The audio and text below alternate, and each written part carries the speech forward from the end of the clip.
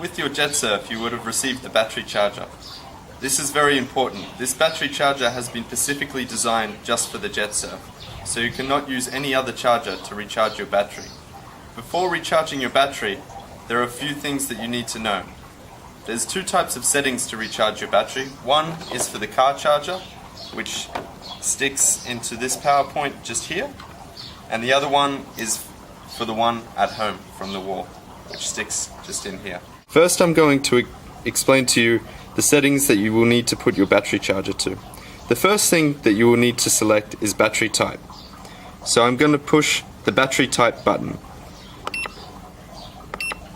until I get to life. Then I will press enter.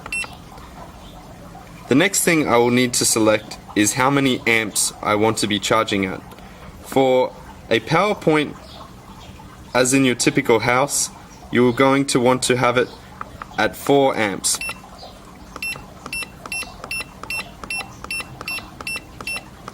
So I'm going to press the amp incline button, and then I'm going to select how many cells my battery is.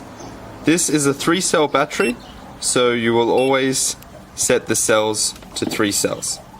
If I'm going to be charging from my car power point, I will most likely put it at a 2 amp charge. So I will go to 4 amps and I will press the decline button until it goes down to 2 amps.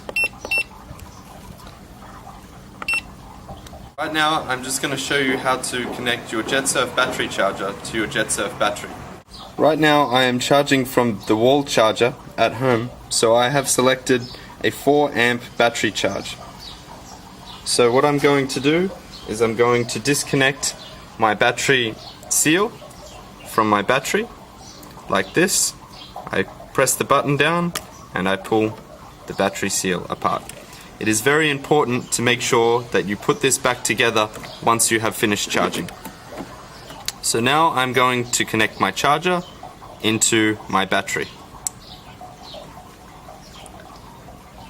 Now, to start charging, I will press the enter button down for around 2 seconds. It should come up with this message. Now my battery has started charging. Generally, a battery will take around 40 minutes to charge from flat.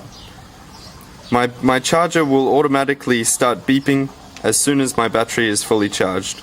A fully charged battery should show between 10.7 and 10.8 volts.